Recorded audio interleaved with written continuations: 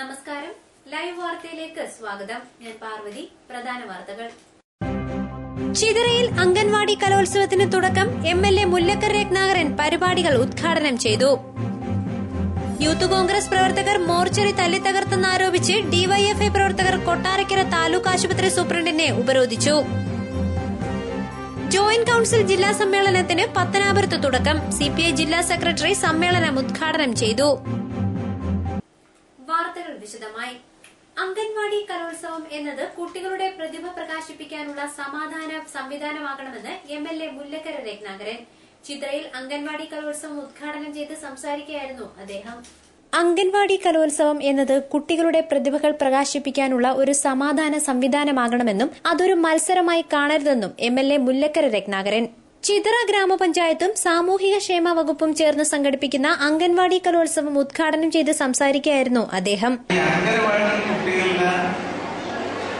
ഈ മേള ഒരു മത്സരം എന്നതിനപ്പുറം അവരുടെ പ്രതിഭകൾ പ്രകാശിപ്പിക്കുന്ന ഒരു സ്വാഭാവിക സമാധാന സംവിധാനമായി തീരണം. 2 ദിവസം ഇവിടെയും തൊട്ടപ്പുറത്തുള്ള പഞ്ചായത്തിന്റെ കമ്മ്യൂണിറ്റി ഹാളിലുമാണ് ഈ പരിപാടികൾ നടക്കുന്നത്.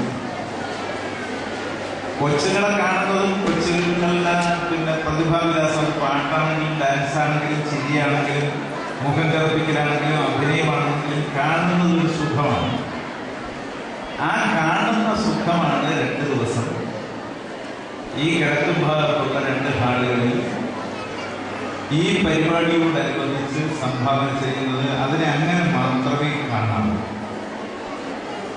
ഇപ്പോൾ ഈ TV-യിലുള്ള പാട്ട് മത്സരത്തിന്റെയും ഒക്കെ ഒരു കുറവായി ഞാൻ കാണുന്നത് എന്താണെന്ന് വെച്ചാൽ അതെല്ലാം ഒരു മത്സര സംവിധാനത്തിലേക്ക് മാറുകയാണ്. SMS അയക്കുക, അപ്പൊ കൂടുതൽ SMS അയക്കുക, SMS അയക്കാൻ വേണ്ടി കൊച്ചുകളിൽ നിന്ന് അവസാനം കരയുക, ഇതൊക്കെ ഒരു പ്രതിഭയുടെ പ്രകാശനത്തിന് നല്ലതല്ല.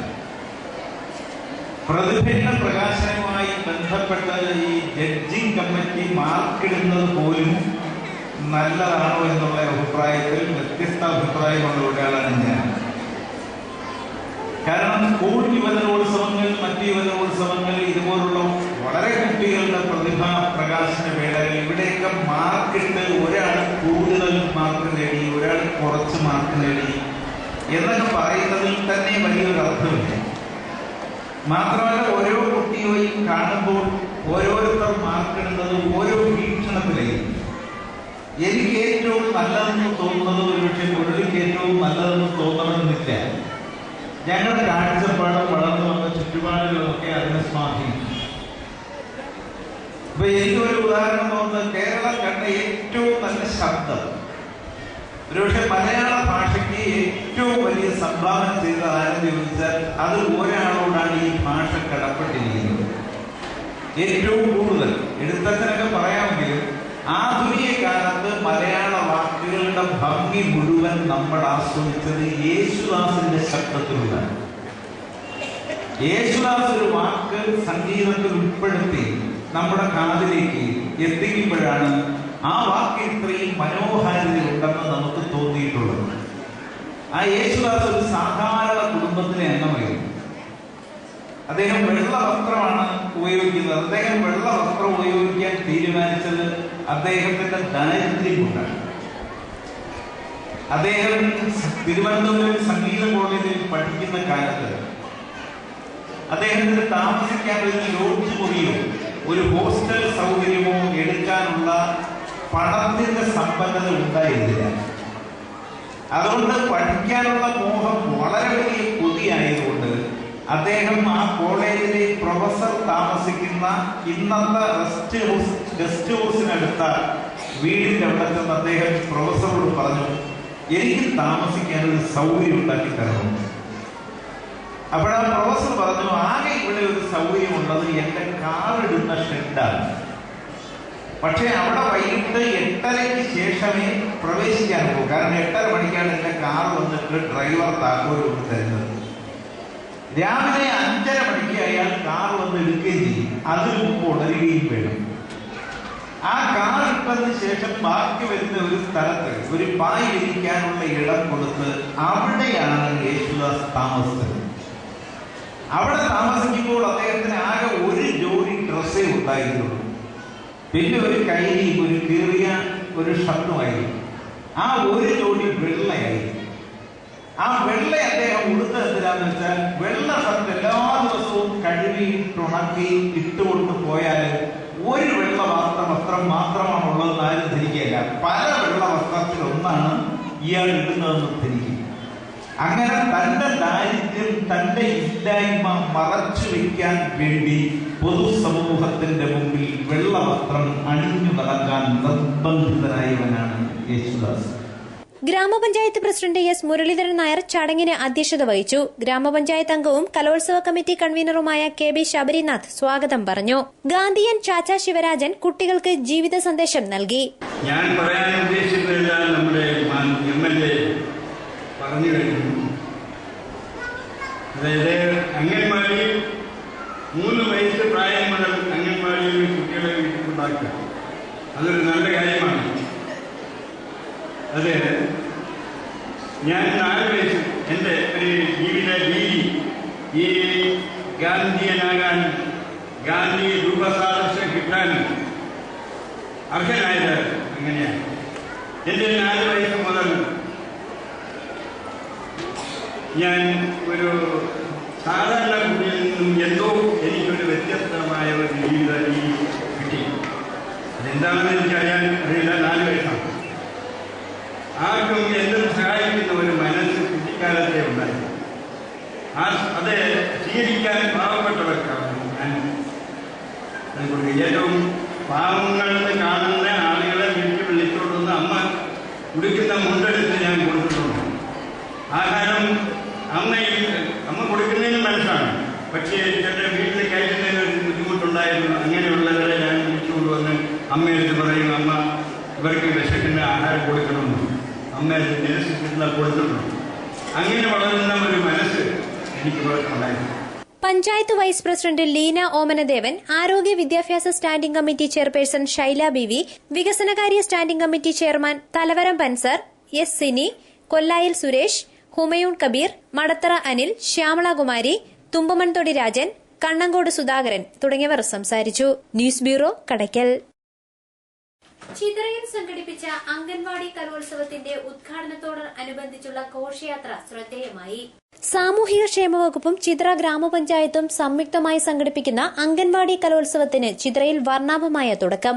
വെള്ളിയാഴ്ച രാവിലെ ചിത്ര ഗവൺമെന്റ് HSS ഗ്രൌണ്ടിൽ നിന്നും നാടൻ കലാരൂപങ്ങളുടെയും തെയ്യം, ചെണ്ടമേളം, വനിതാ ശിങ്കാരിമേളം എന്നിവയുടെയും അകമ്പടിയോടെ ആരംഭിച്ച ഘോഷയാത്രയ്ക്ക് ചിത്ര ഗ്രാമപഞ്ചായത്ത് പ്രസിഡന്റ് എസ് മുരളീധരൻ നായർ നേതൃത്വം നൽകി. ഗ്രാമപഞ്ചായത്ത് അംഗങ്ങളായ അൻസർ തലവരമ്പ്, കൊല്ലായിൽ സുരേഷ്, മടത്തറ അനിൽ, മുല്ലശ്ശേരി നജീം, മാറ്റാപ്പള്ളി മുഹമ്മദ് റാഫി, പൊതുപ്രവർത്തകരായ PL ബൈജു, ജയറാം ഐരക്കുഴി, ജെസിൻ എന്നിവർ നേതൃത്വം നൽകി.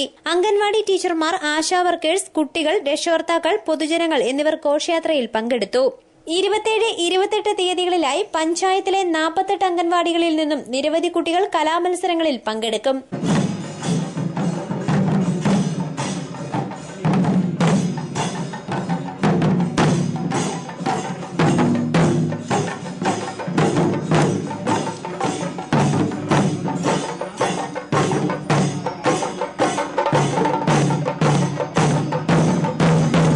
News bureau, Kadakkal.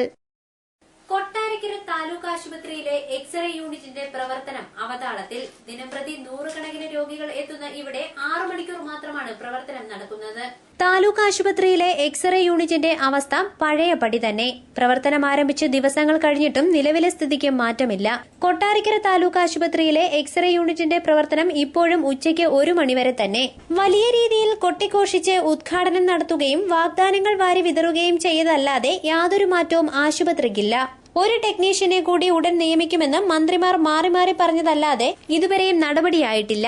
ദിവസേന 100 കണക്കിന് രോഗികളാണ് ഇവിടെ വന്നു പോകുന്നത്. പ്രവർത്തനം ഉച്ചയ്ക്ക് 1 മണിവരെയെന്ന് ബോർഡ് തൂക്കിയിട്ടുണ്ടെങ്കിലും 12 മണിവരെ പോലും പ്രവർത്തിക്കാറില്ല. സ്വകാര്യ മേഖലയെ സംരക്ഷിക്കാൻ വേണ്ടിയാണ് ഈ നീക്കമെന്നും ആക്ഷേപമുണ്ട്.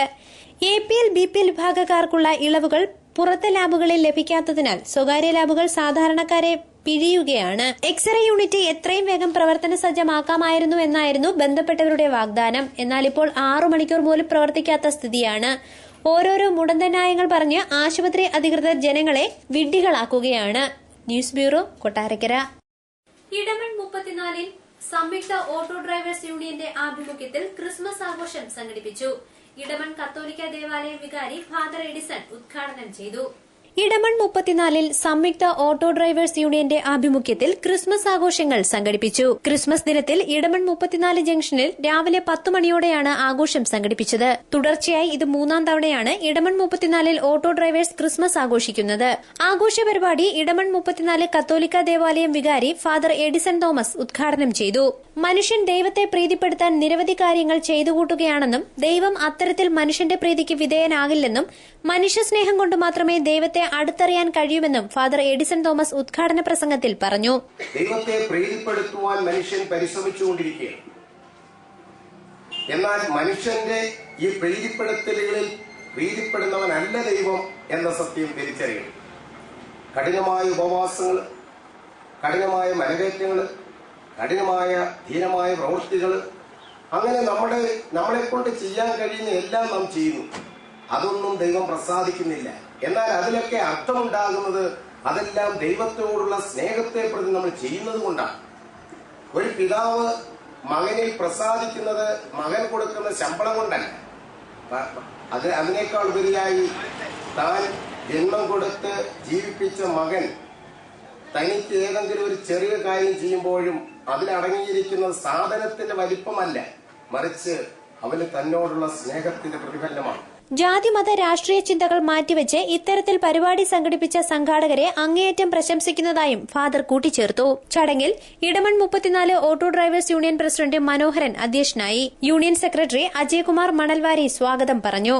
വാർഡ് മെമ്പർ ശ്യാമള സത്യൻ, ഇടമൺ 34 വികസന സമിതി ചെയർമാൻ ഇടമൺ സുമേഷ് തുടങ്ങിയവർ ആശംസ അറിയിച്ചു. News bureau, Thenmala. കൊട്ടാരക്കര താലൂക്ക് ആശുപത്രി മോർച്ചറി യൂത്ത് കോൺഗ്രസ് പ്രവർത്തകർ തല്ലിത്തകർത്തെന്നാരോപിച്ച് ഡിവൈഎഫ്ഐ പ്രവർത്തകർ ആശുപത്രി സൂപ്രണ്ടിനെ ഉപരോധിച്ചു. ഉപരോധ സമരം DYFI area committee secretary S Jayakumar ഉദ്ഘാടനം ചെയ്തു.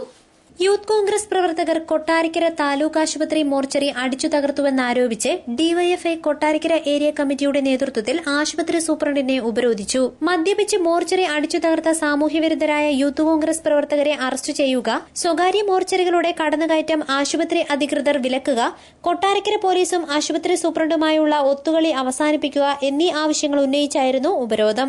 വെള്ളിയാഴ്ച രാവിലെ 10 മണിക്ക് നടന്ന ഉപരോധം DYFI area committee secretary S Jayakumar ഉദ്ഘാടനം ചെയ്തു. കഴിഞ്ഞ ക്രിസ്മസിന്റെ തലേന്ന് രാത്രി യൂത്ത് കോൺഗ്രസിന്റെ നേതാവും ഇവിടുത്തെ ആംബുലൻസിന്റെ ഡ്രൈവറുമായിരുന്ന സജീർ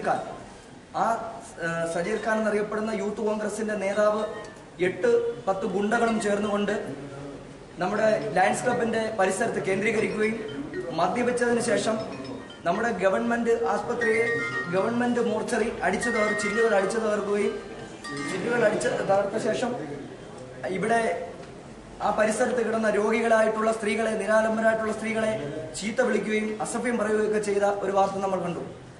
എന്നാൽ നമ്മൾ ഇന്നലെ 3:30 മണിയോടുകൂടി 3 ദിവസമായി 3:30 മണിയോടുകൂടി ബഹുമാനപ്പെട്ട കൊട്ടാരക്കര SIയുമായി ബന്ധപ്പെട്ടപ്പോൾ അദ്ദേഹം പറയുന്നത് ഇതുവരെ കൊട്ടാരക്കര ആസ്പത്രിയിൽ നിന്നും ഞങ്ങൾക്ക് അറിയിപ്പൊന്നും തന്നിട്ടില്ല എന്നാണ്. എന്നാൽ സൂപ്രണ്ടിനെ വിളിക്കുമ്പോൾ ഇവിടെ നിന്ന് പരാതി കൊടുത്തു എന്ന് പറയുന്നു. ഇത് ആര് തങ്ങളിലുള്ള ഒത്തുകളിയാണെന്ന് ഇത് ഡിവൈഎഫ്ഐക്ക് അറിഞ്ഞേ പറ്റൂ. ഡിവൈഎഫ്ഐ വളരെ കാലങ്ങൾ കൊണ്ട് ഈ ആസ്പത്രി സംരക്ഷിക്കുന്നതിന് വേണ്ടി ബഹുമാനപ്പെട്ട MLA എത്തിയിട്ടുണ്ട്. MLAയുടെ ഫണ്ടിൽ നിന്ന് തന്നെ എത്രയോ ലക്ഷം രൂപകൾ മുടക്കിക്കൊണ്ട് ഒരുപാട് വികസനങ്ങൾ ഈ ആസ്പത്രിയിൽ നടത്തി.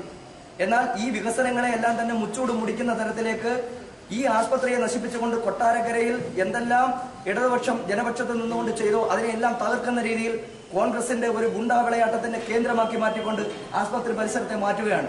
കൊട്ടാരക്കര SIക്ക് സൂപ്രണ്ട് പരാതി നൽകിയിരുന്നുവെന്നും എന്നാൽ പരാതി കിട്ടിയിട്ടില്ല എന്നും കൊട്ടാരക്കര SI എസ് വിനോദ് പറഞ്ഞുവത്രേ. ഇത് സൂപ്രണ്ടിന്റെയും SIയുടെയും ഒത്തുകളിയാണെന്നും യൂത്ത് കോൺഗ്രസുകാർക്ക് ഇവർ ഒത്താശ ചെയ്തു കൊടുക്കുകയാണെന്നും ജയകുമാർ ആരോപിച്ചു. ഏരിയ പ്രസിഡന്റ് ബിജു കോട്ടാത്തല അധ്യക്ഷനായി. ഏരിയ ട്രഷറർ മുകേഷ് ആർ സ്വാഗതം പറഞ്ഞു. തുടർന്ന് SIയും ആശുപത്രി സൂപ്രണ്ടും തമ്മിൽ സംസാരിക്കുകയും പൊതുമുതൽ നശിപ്പിച്ചവർക്കെതിരെ ഉടൻ തന്നെ കേസെടുക്കാമെന്നും FIRന്റെ കോപ്പി സൂപ്രണ്ടിന് നൽകാമെന്നുമുള്ള വ്യവസ്ഥയിൽ ഉപരോധ സമരം അവസാനിപ്പിച്ചു.